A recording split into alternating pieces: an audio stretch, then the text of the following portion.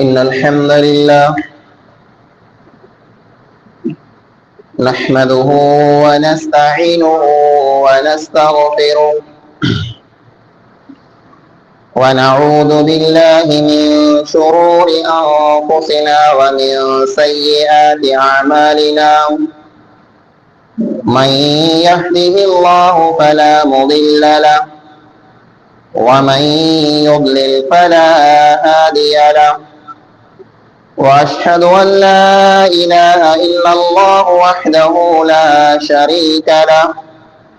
وأشهد أن محمدا عبده ورسوله. أما بعد، فإن خير الحديث كتاب الله،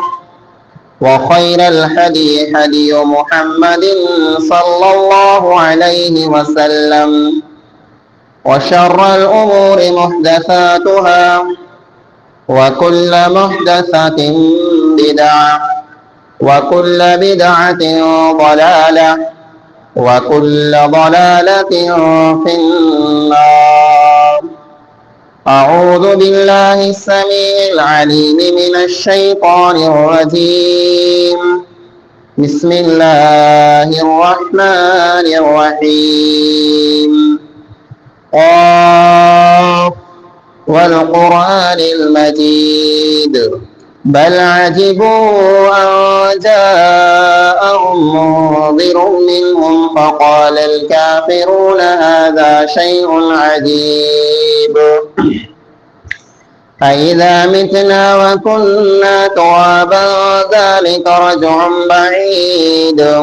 قد علمنا ما تنقص الأرض منهم وعندنا كتاب حفيظ. بل كذبوا بالحق لما جاءهم فهم في أمر مريج. أفلم ينظروا إلى السماء فوقهم كيف بنيناها وزيناها وما لها من فروج. والأرض مددناها وألقينا فيها رواسي وأنبتنا فيها من كل زوج بهيج. تبصرة وذكرى لكل عبد منيب. ونزلنا من السماء ماء مباركا فأنبتنا به جنات وحب الحصيد. والنخل باسقات لها طلع نضيد رزقا للعباد وأحيينا به بلدة ميتا كذلك الخروج. وقال الله تعالى في كلامه المجيد: أعوذ بالله من الشيطان الرجيم. وإذ ابتلى إبراهيم ربه بكلمات فأتمهن قال إني جاعلك للناس إماما قال ومن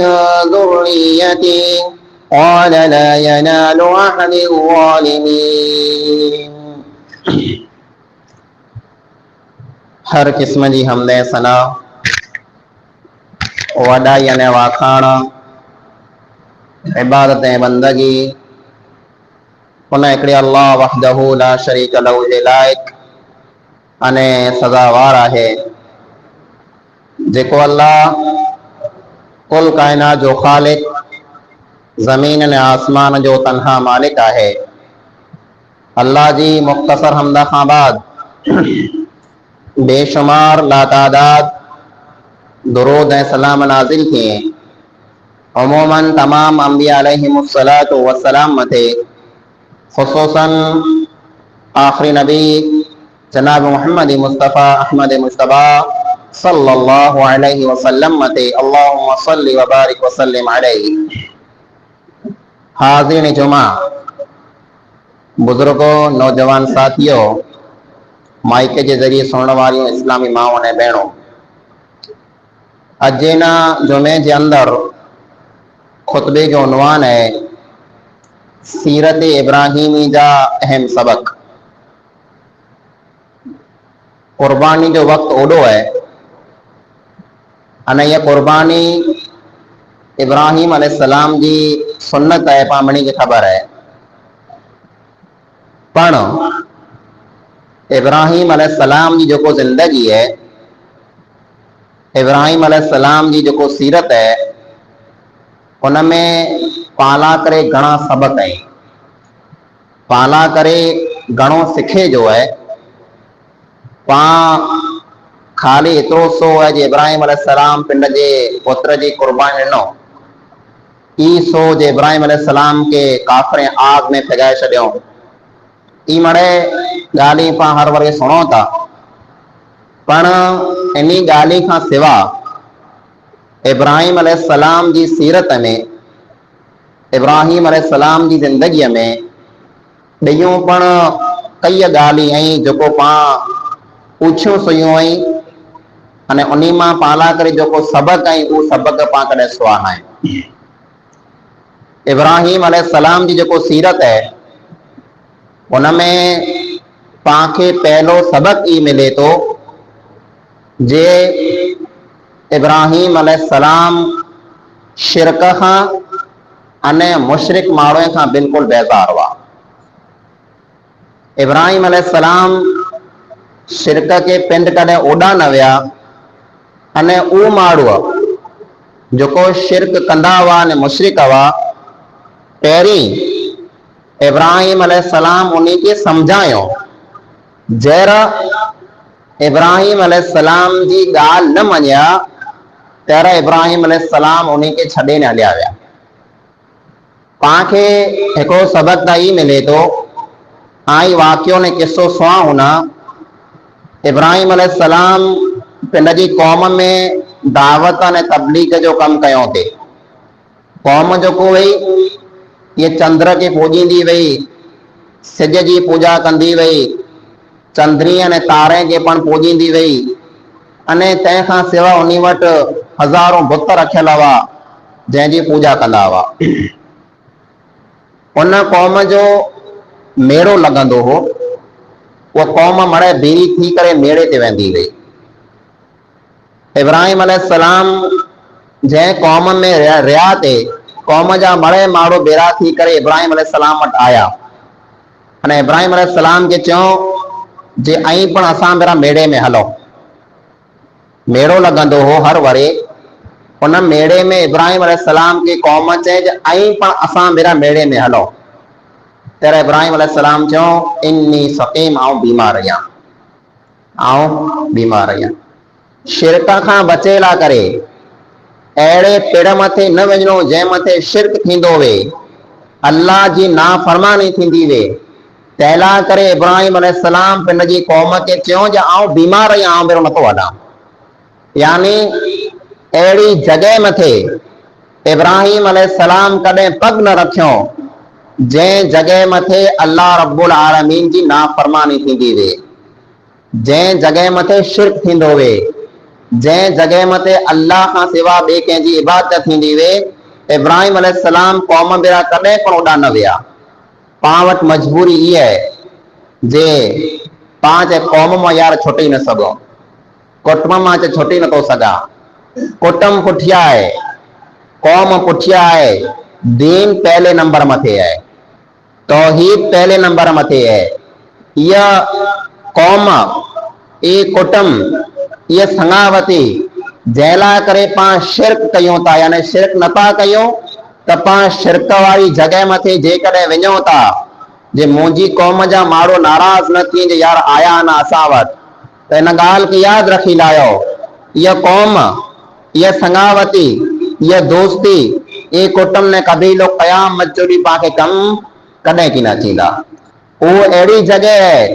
जॾहिं महशर जे मैदान में पाण हाज़िर थींदासीं, तेरा अल्लाह ताला फरमाए यौम यफिरुल मर्उ मिन अखी व उम्मिही व अबी व साहिबतिही व बनी। उहो अहिड़ो ॾींहुं है सॻो भाउ सॻे भाउ खे छॾे न भॼी वेंदो। अहिड़ो ख़तरनाक ॾींहुं है, माउ पीउ औलाद माथे कढी वेंदा, औलाद माउ पीउ माथे कढी वेंदो, घरवारी पिंड जे घरवारे खे भुली वेंदी, कंहिंजी दोस्ती, कंहिंजी संगावती कंहिंखे कम की न अचींदी। उन ॾींहुं जेकॾहिं को वस्तु इंसान खे कम अचींदी, को वस्तु इंसान के उते छॾाईंदी त उहा इंसान जी नीति है, वो इंसान जो अमल है जेको इंसान दुनिया में करे थो। ने पां पिन के न्यारे लायूं अमल में पां बिल्कुलु पाछड़ आहियूं। अमल पां वटि आहे न, पां वटि वधारे मां वधारे जेको वस्तु आहे जंहिं मथे पंहिंजो भरोसो आहे, जंहिं मथे पांखे एतमाद ने यकीन न उमेद है जे हिन वस्तु जे कारण इंशा अल्लाह असीं कामयाब थी वेंदासीं, उहा वस्तु है तौहीद। जेकॾहिं पां तौहीद वारा आहियूं, पां हिकड़ाईअ वारा आहियूं, पां अल्लाह वारा आहियूं त क़यामत जो ॾींहुं तौहीद पांखे छॾाईंदो। अल्लाह जे रसूल अकरम सल्लल्लाहु अलैहि वसल्लम फरमायो क़यामत जो ॾींहुं अल्लाह ताला हिकिड़े गुनहगार बाणे खे बोलाईंदो। ओ पां जहिड़ो जेको का गुनहगार हूंदो, अल्लाह ताला उनखे साम्हूं 99 रजिस्टर खोले रखी ॾींदो। 99 दफ़्तर न चौपड़ा भरल हूंदा। हिकिड़ो दफ़्तर, हिकिड़ो चौपड़ो अने हिकिड़ो रजिस्टर एतिरो वॾो हूंदो जे इंसान जी जेतिरी मीट पुॼंदी एतिरो वॾो हूंदो। ए 99 रजिस्टर टोटल ने टोटल गुनाह से भरल हूंदा। हिकिड़ी पण इंसान वटि नीकी की न हूंदी।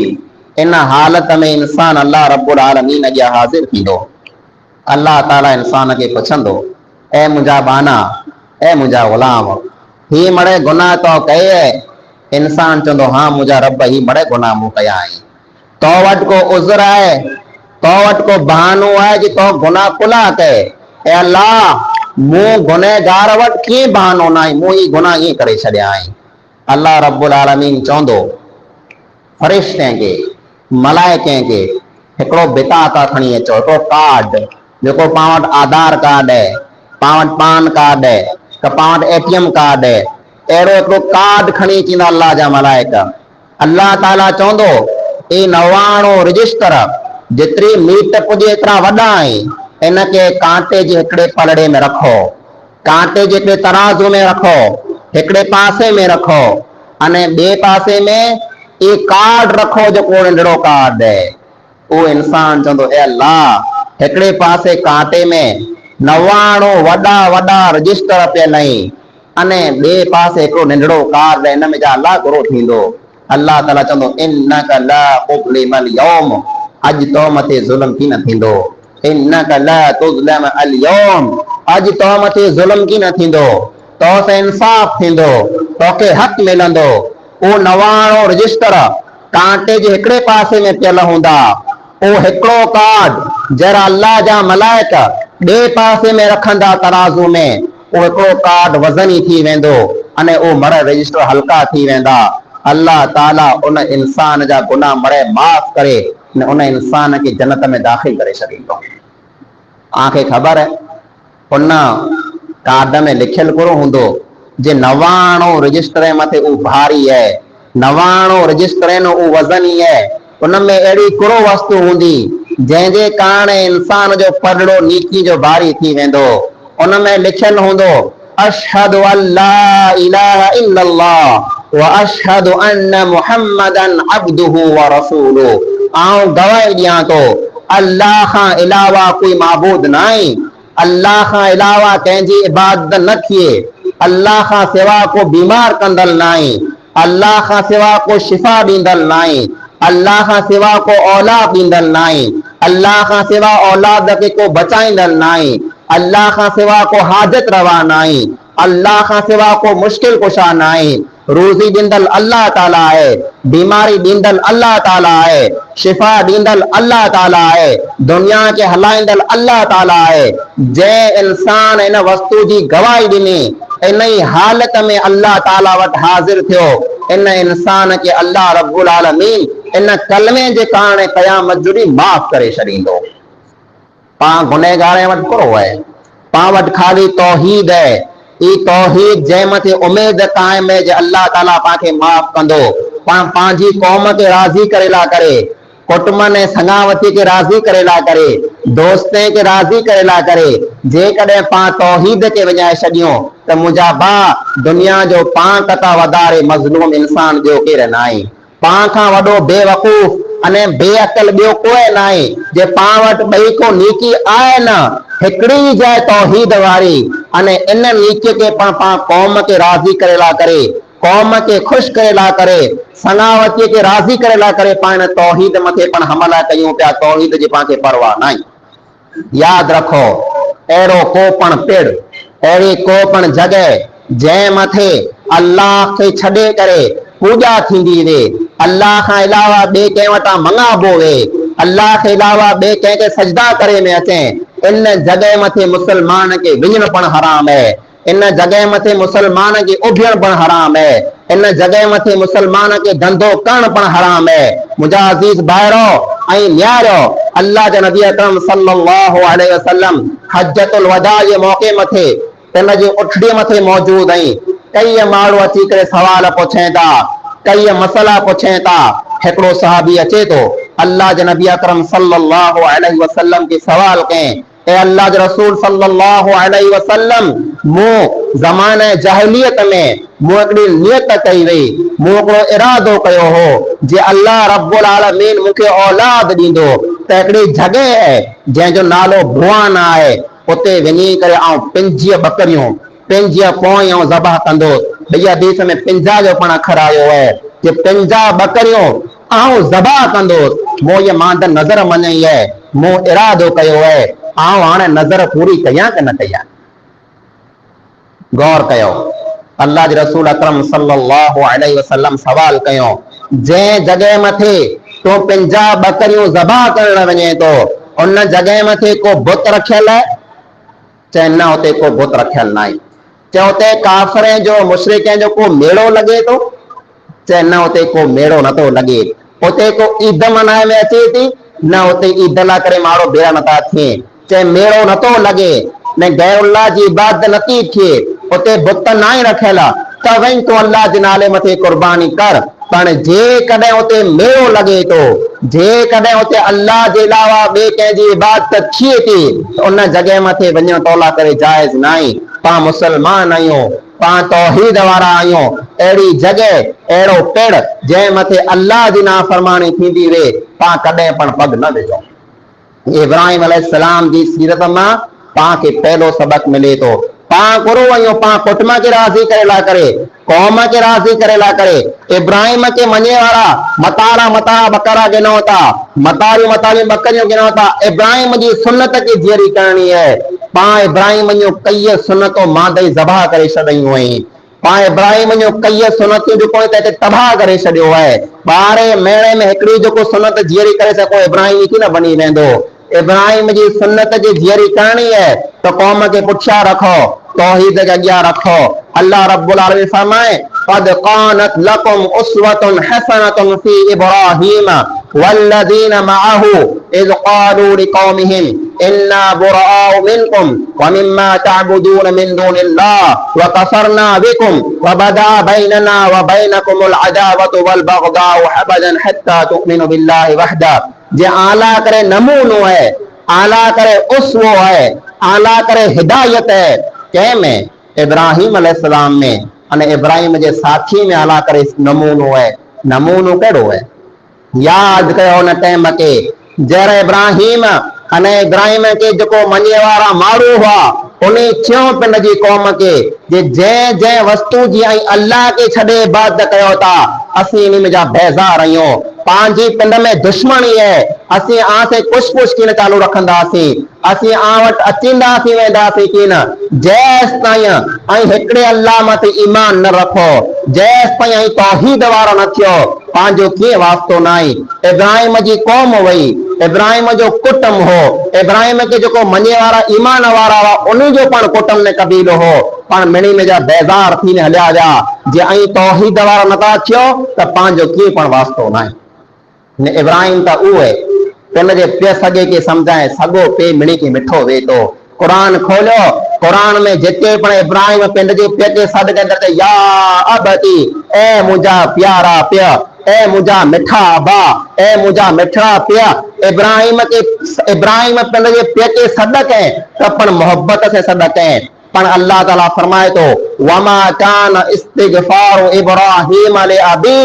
इल्ला इद्दतिन वअदहा इय्याहु फलम्मा तबय्यन लहु अन्नहु अदुव्वुन लिल्लाहि तबर्रा मिन। ऐं न्यारो इब्राहिम अलैहिस्सलाम के इब्राहिम जरा पिंड जे पेके छॾे रवानो थियो तेरा चए मुंहिंजा पिया ऐं तोला करे दुआऊं घुरंदुसि जे मुंहिंजो रब तोखे माफ़ करे छॾे। तूं मुशरिक कईं, तूं अल्लाह खे मञे नथो, तूं बुतनि जी पूजा कईं थो, पर आउं तुंहिंजो पुत्र आहियां, मुंहिंजो पेट भरे थो, तूं मूंखे मिठो ने महबूब आहीं, आउं तोला करे दुआऊं घुरंदुसि ते अल्लाह ताला तोखे माफ़ करे छॾे। पण अल्लाह फरमाए तो जरा इब्राहिम के खबर पई जे मुंहिंजो पे मुशरिक है अने शिरक मथे मरी वियो है तेरे इब्राहिम अलैहिस्सलाम तेला करे दुआ न घुरिया। उहो माण्हू जेको अल्लाह जे साथ शिरक कंदो वे भले सॻो पे वे पर उन लाइ करे इब्राहिम हथ न खयो जे मुशरिक थी मरी वियो है अल्लाह रब्बुल आलमीन हुनखे कॾहिं माफ़ थी न कंदो।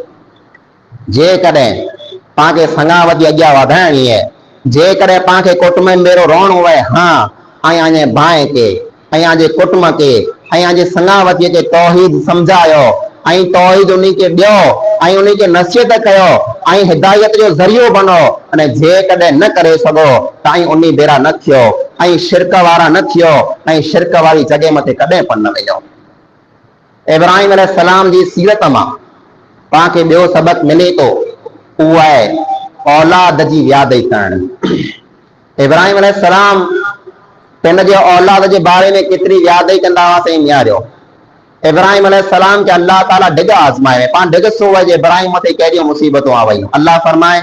व इज़ इब्तला इब्राहिम रब्बुहु बिकलिमातिन फतम्महुन। जहरा जहरा अल्लाह ताला इब्राहिम अलैहिस्सलाम के आज़माए इब्राहिम नड़ी आज़माइश में कामयाब थी करे ॾेखारे। इब्राहिम अञा जवानीअ ते पुगा अने पे जेको घर मां ॿाहिरि कढी छॾे, मुल्क छॾे, वतन छॾे, ॻोठ छॾे, घर छॾे हलिया विया। मामूली ॻाल्हि न आहे, घर छॾण ॾुखिया कम ई। इब्राहिम अलैहिस्सलाम अल्लाह जे दीन लाइ करे घर खे छॾे ॾिनो, हलिया विया मुल्क छॾे। पोइ जहिड़ा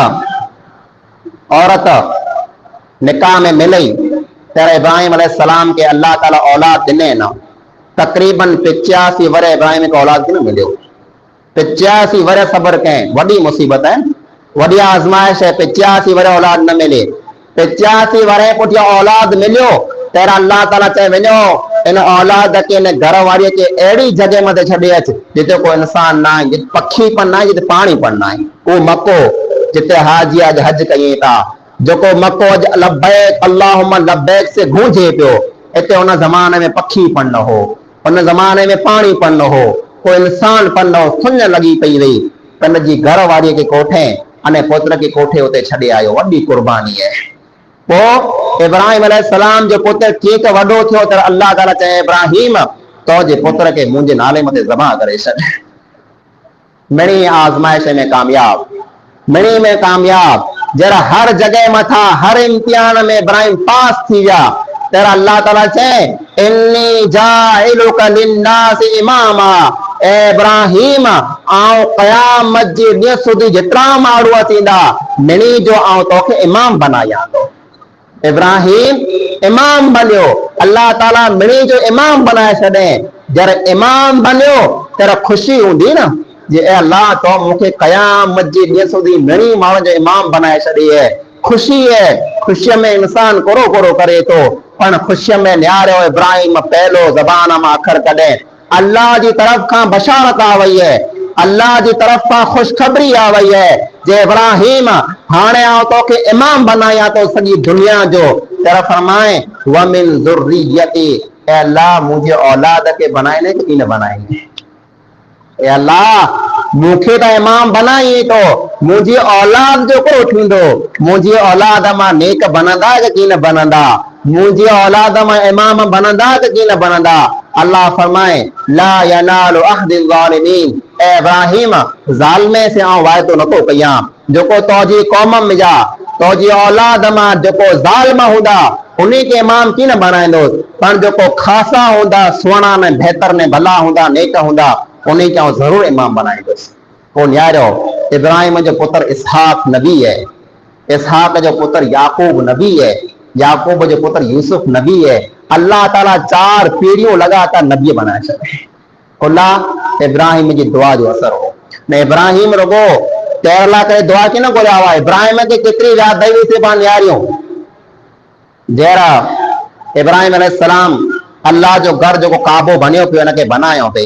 तर अल्लाह वट डिग दुआऊं घुरिया पहली दुआ घुरिया रब्बना तकब्बल मिन्ना ए अल्लाह हिन नीके के तो कबूल करे लाए अल्लाह जो घर बनायो पे पण धप हो जे अल्लाह कबूल करे के न करे तर चो अल्लाह कबूल करे लाए जरा बई दुआ कर तरफ फरमायो रब्बना वजअलना मुस्लिमैन लक ए अल्लाह मूंखे अने मुंहिंजे पुत्र इस्माइल बिन्ही के मुसलमान बनाए छॾ ने पो त्रई दुआ घुराईंदा त्रई दुआ घुराईंदा त चवंदा रब्बना वबअस फीहिम रसूलन मिनहुम यतलू अलैहिम आयातिका व युअल्लिमुहुमुल किताब वल हिकमा व युज़क्कीहिम ए अल्लाह इन कौम में हिकिड़ो अहिड़ो नबी हलाइज जेको अची करे इन खे क़ुरान जी तालीम ॾे इन खे हदीसूं सिखाए इन खे हिदायत ॾे ए अल्लाह हिकिड़ो नबी इन में जहिड़ो हलाइज इब्राहिम अलैहिस्सलाम दुआ घुरिया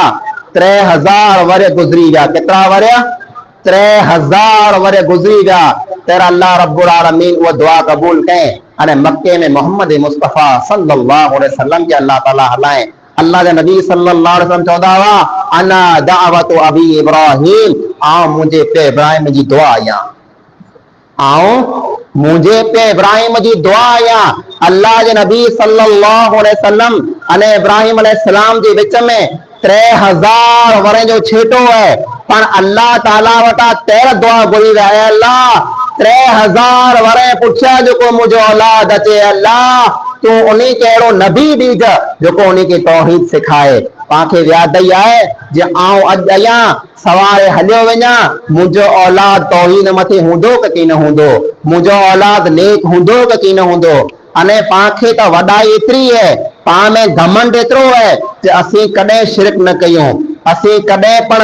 नाफरमानी न कयूं असीं तौहीद वारा आहियूं तौहीद वारो को शिरक करे न अॼु मशहूर है मुसलमान कॾहिं शिरक न करे अड़े न्यारो पां कुरो वयूं इब्राहिम अलैहिस्सलाम पिंड दुआ घुराए था कुरो दुआ घुराए था इब्राहिम अलैहिस्सलाम दुआ करे इद क़ाल इब्राहिम रब्बिज अल हाज़ल बलद आमिना वजनुबनी वबनिया अन नअबुदल असनाम ए अल्लाह तो हिन मक्के शहर के अमन वारो शहर बना अने ए मुंहिंजा रब मूंखे अने मुंहिंजे औलाद के तू बुते जी इबादत खां बचाइज इब्राहिम जे तौहीद लाइ करे सॼी ज़िंदगी ॾुख ॾिठा आहीं जे तौहीद लाइ करे वॾियूं वॾियूं कुर्बानियूं ॾिनियूं ओ इब्राहिम चए थो अल्लाह तू मूंखे शिरक खां बचाइज अल्लाह मुंहिंजी औलाद खे तू शिरक खां बचाइज पांखे आहे व्यादई पांखे इहे व्यादई आहे जे मुंहिंजो पुत्र वधारे कमाए अचे मुंहिंजी दुनिया बनी वञे मूं वटि वधारे पैसा अचे मुंहिंजो पुत्र दुनिया में सुखी रहे पर पांखे इहे व्यादई न आहे जे मुंहिंजे औलाद वटि तौहीद आहे त न मुंहिंजो औलाद जेको आहे क़यामत ॾींहुं कामयाब थींदो की न थींदो इन वस्तु जी व्यादई कयो औलाद के न्यारो जे औलाद किरा वञे पियो पां औलाद के छूट छॾारियो है खाली पैदा कर इंसान जो ई कम ना जे बच्चा खाली पैदा करे छॾारे पैदा तो जानवर पण कई पिया पण इंसान में ने जानवर में फर्क ई है जे इंसान खाली बच्चे के पैदा नथो करे बच्चो जो को पैदा थी तो तंहिंजी तरबियत पण ई इंसान करे तो बच्चे के सिखाए तो जे खासो करो ने खराब करो बच्चे के इंसान सिखाए तो जे हलाल करो ने हराम करो है बच्चे के इंसान सिखाए तो जे नाजायज ने जायज करो है जे कॾहिं पां खाली बच्चा पैदा कयूं था अने सांढियूं था ने वॾा जिन पाणाए छॾियूं था दीन नथा सिखायूं क़ुरान नथा सिखायूं हदीस नथा सिखायूं तौहीद नथा सिखायूं त पां में ने जानवर में कीअं फ़र्क़ु न आहे बच्चा जानवर पण पैदा कयूं पिया हू पण सांढियूं था अने हू पण छॾे ॾियूं था पाण बच्चा पैदा कयूं था सांढियूं था वॾा थी करे छॾे ॾियूं था त पाण उन में कहिड़ो फ़र्क़ु आहे पां में फ़र्क़ु तय थींदो जॾहिं पंहिंजे बच्चे खे पाण सेखारींदासीं दीन करो है कुरान करो है तौहीद करो है अबू दरदा रज़ी अल्लाह ताला अन्हु के रसूल अकरम सल्लल्लाहु अलैहि वसल्लम नसीहत कंदे ने चयो हो ला तुशरिक बिल्लाहि शैया वलो हो रिक्ता औ कुत्तेता ए अबू दरदा कॾहिं शिरक न करज माण्हू भले तोखे दुखाए सॼी या तुंहिंजा टुकड़ा टुकड़ा करे सॼी पर कॾहिं शिरक न कज सेखारियो पंहिंजे बच्चे खे ऐं मुंहिंजा पुत्र कॾहिं शिरक न कज भले तूं मारिजी वञे भले तूं दुखाइजी वञे भले सॼी क़ौम नाराज़ थी पए माण्हू तोखे मीणा ॾिए माण्हू तोखे बुरो भलो चए पर ऐं मुंहिंजा पुत्र अने मुंहिंजी धीअ ऐं कॾहिं पण शिरक न कजा शिरक वारी जॻह मथे न वेहजा कॾहिं अल्लाह खे नाराज़ न कजा ई पंहिंजे औलाद खे नसीहत करे ॾिनो तंहिंखां सवाइ छेली ॻाल्हि इहा जे पंहिंजे माहौल में मुआशरे में हिकिड़ी वस्तु इहा आम आहे जे पंहिंजा कुटुंब रहिया कबीला रहिया पाण हिकिड़ी क़ौम रहियासीं तंहिंजे कारण पंहिंजा बच्चा जेको पाण शादियूं करे अहिड़े घर में ॾेई छॾियूं था जिते शिरक आम निजाम आहे पंहिंजी धीअ वेठे भले पंहिंजो पुत्र वेठे भले उहा धीअ जंहिं तौहीद मथे ज़िंदगी गुज़ारी आहे उन बचीअ खे उन धीअ खे उन नियाणी खे जॾहिं पाण हिकिड़े मुशरिक जे हवाले करे छॾियूं जेको शिरक करे थो जेको अल्लाह खे सवाइ ॿिए कंहिंखे पूॼे थो जेको अल्लाह खां सवाइ ॿिए कंहिंखे सॾु करे थो जेको अल्लाह खे सवाइ ॿिए कंहिंखे हाजत रवा मुश्किल कुशा सम्झे थो अल्लाह खे छॾे औलाद ॿिए वटां मङे थो अल्लाह खे छॾे शिफ़ा ॿिए वटां मङे थो पंहिंजी धीअ पंहिंजी नियाणी पंहिंजी जर वञी करे उन्हनि जे घर में वेंदी त यकीनन उहा पण शिरक में हलई वेंदी अहिड़ा कई मामला ऐं मसला थिया आहिनि कि पंहिंजूं धीअरूं जेको तौहीद मथे वयूं जानियूं नियाणियूं जेको तौहीद वारियूं वयूं पाण क़ौम निहारे करे पाण सनावती निहारे करे पाण कुटुंब निहारे करे पाण मुशरिक खे ॾेई छॾई त अॼु हालत इहा ठही आहे कि पंहिंजूं धीअरूं पण शिरक कयूं पियूं पंहिंजा ॾोहितरा पण शिरक कयूं पिया पंहिंजा पोतरा पण शिरक कयूं पिया मुंहिंजा अज़ीज़ो पंहिंजे औलाद खे शिरक खां बचायो अल्लाह रब्बुल आलमीन फरमाए वला तनकिहुल मुशरिकाति हत्ता युमिन ऐं कंहिं पण मुशरिक औरत सां कॾहिं निकाह न कजा जेसि ताईं उहो ईमान वारी न थी वञे पोइ फरमाए वला तुनकिहुल मुशरिकीन हत्ता युमिनु आंजी धीअ वेठे भले आंजी भेण वेठे भले जंहिंजा ऐं वाली आहियो जंहिंजा ऐं ज़िम्मेदार आहियो कॾहिं पण उनजी निकाह कंहिं मुशरिक सां न कजा कुला नतीजो ई निकिरंदो जे आंजी धीअ जो आंजी भेण जो आंजी नियाणी जो ईमान ख़तम थी वेंदो तौहीद झटिजी वेंदो अने ई पाण मिले तो साहबा किराम जे दौर में हजरत उमर रज़ी अल्लाह तआला अन्हु जे दौर में साहबी है हुदैफा बिन यमान रज़ी अल्लाह तआला अन्हु उन हिकिड़ी औरत से निकाह कयईं उन हिकिड़ी औरत से निकाह कयईं औरत यहूदी औरत वई अने यहूदी जो कोई अहले किताब वई उन्हीं से अल्लाह ताला निकाह करण हलाल करे छॾियईं अहिड़ी औरत जेको ईसा अलैहिस्सलाम के मञंदी हुई अहिड़ी औरत जेको मूसा अलैहिस्सलाम के मञंदी हुई उन से मुसलमान निकाह करे सघे थो हुज़ैफा बिन यमान रज़ी अल्लाह तआला अन्हु निकाह करे लाथो उमर रज़ी अल्लाह तआला अन्हु खे ख़बर पई त ख़त लिखियो हुज़ैफा बिन यमान के ख़त लिखियो अने चयो तो हिकिड़ी अहिड़ी औरत से निकाह कये जेको यहूदी औरत है तो उनखे तलाक ॾेई ॾे तो इनखे तलाक ॾेई ॾे इनखे घर में न रख तेरा हुज़ैफा बिन यमान रज़ी अल्लाह तआला अन्हु पुछियो जी मुला करे हराम त नाई ये तो अल्लाह मुला करे हलाल कये तॾहिं मूं निकाह कई है तेरा फरमायो तौला करे अल्लाह हलाल कये पर मूंखे डप है कि तोखे ॾिसी करे ॿिया माण्हू जॾहिं अहिड़ी औरत से निकाह कंदा त मुसलमान औरतूं बाक़ी रही वेंदियूं अने मरे मुशरिक से निकाह कंदा तूं ईमान में मज़बूत आहीं एतिरे तूं शिरक खां बची वेंदे पर जेको माण्हू कमज़ोर हूंदो तौहीद में जेको कमज़ोर हूंदो ईमान में उहो जेकॾहिं अहिड़ी मुशरिक औरत से निकाह कंदो त उहो पिण पण मुशरिक बणी वेंदो मुंहिंजा अज़ीज़ो औलाद के शिरक खां हर जगह मथे